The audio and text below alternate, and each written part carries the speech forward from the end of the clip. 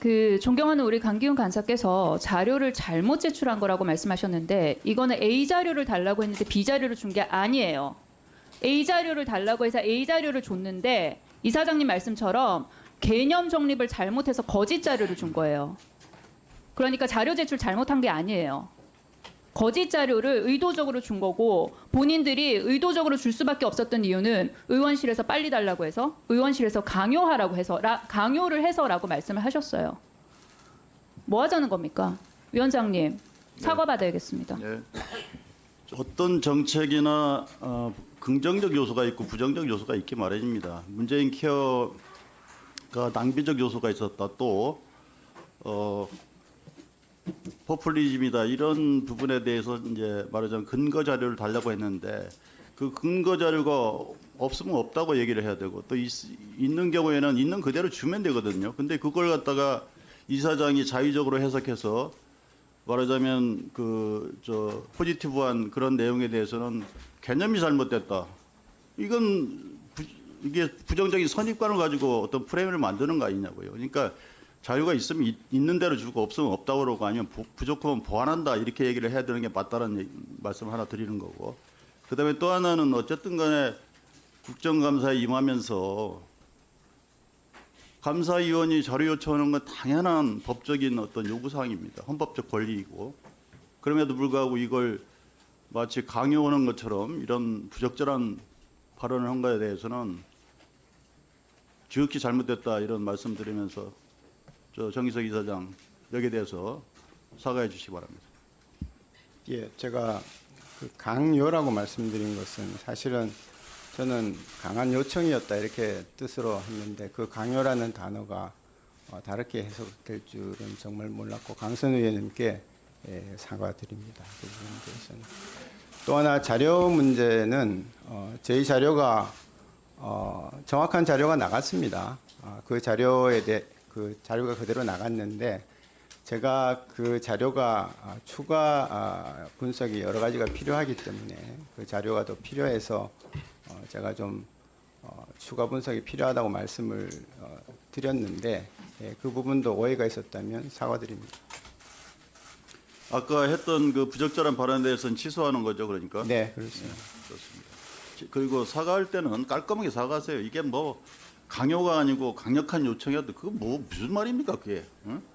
할 때는 깔끔하게 하고 이렇게 정리하고 넘어가도록 하시고 사과한 거로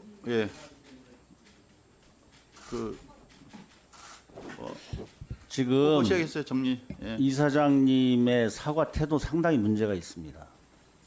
일반 사회적 통념에서 강요라는 게 무슨 뜻입니까? 예? 강요라는 게 강한 요청을 한다 이런 긍정적 의미예요? 똑바로 얘기해 보세요. 우리가 상식적으로 일반 사람들이 어떻게 느끼냐고요. 강요라고 그러면. 평상시에 우리 이사장님이 건보 운영하는데 직원들한테 강요합니까? 모든 사안을? 예? 지금 이 말도 취소하고 다시 사과하세요. 그렇지 않으면 못 받겠습니다.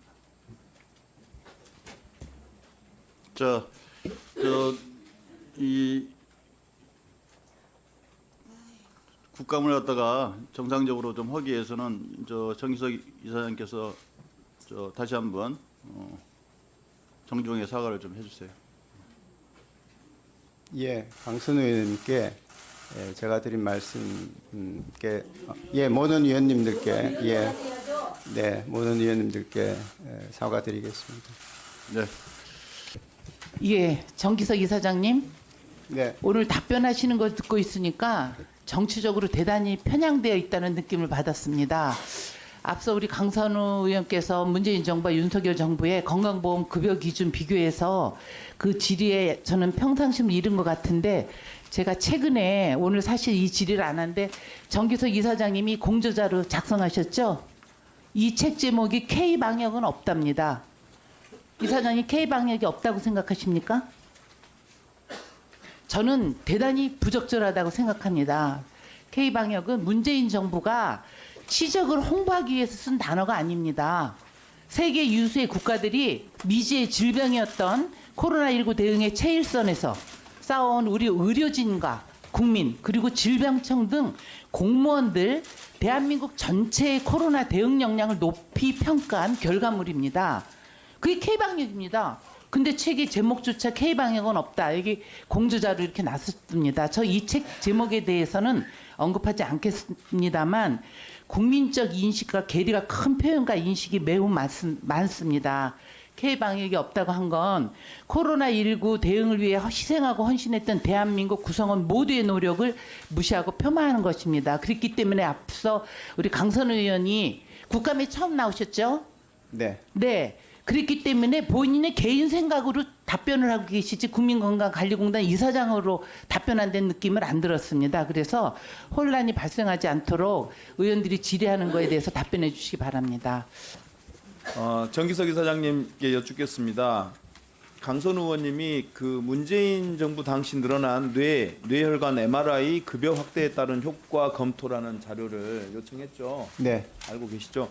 근데 이게 제가 지난번에 그 보건복지부 국감 때도 얘기했던 건데 문재인 케어 때문에 논란들이 많아요. 건보 재정이 너무 늘었다 이런 논란들이 있는데 그렇게 논란만 하고 있을 게 아니라 그러니까 투자 대비 효과성을 분석해 보자 이런 제안을 제가 했었어요. 그래서 예를 들어 검사를 통한 그 조기 진단을 통해서 질병을 빨리 발견하고 치료했을 때 절약되는 사회적 비용이 어느 정도냐. 그래서 투자 대비 효과성이 어느 정도냐를 분석해 보면 그래서 그렇게 과학적 분석을 해보면 불필요한 논란을 줄일 수 있는 거 아니냐.